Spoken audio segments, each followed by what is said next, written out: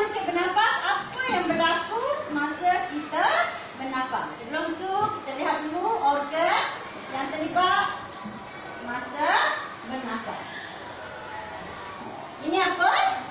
Hidung. Ini? Trachea. Ini? Paru-paru. Ya, pernafasan melibatkan tiga organ, iaitu hidung, trachea dan paru-paru. Pernafasan melibatkan dua proses, iaitu menarik dan mengembus nafas. Fokus kita pada hari ini ialah menarik nafas. Semasa menarik nafas, udara akan masuk melalui hidung ke trachea, kemudian ke paru-paru. Menyebabkan paru-paru akan mengembang dan dada akan naik ke atas.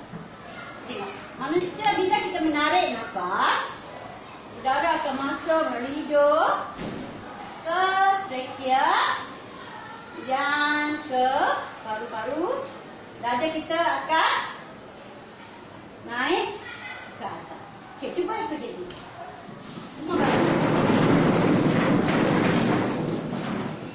Semasa menarik nafas, Semasa menarik nafas, udara masuk melalui hidung udara masuk melalui hidung ke trachea, ke trachea, kemudian ke paru-paru. kemudian ke paru-paru.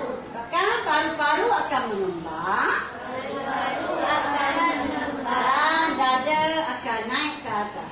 dan dada akan naik ke atas. Okey, cuba buat dalam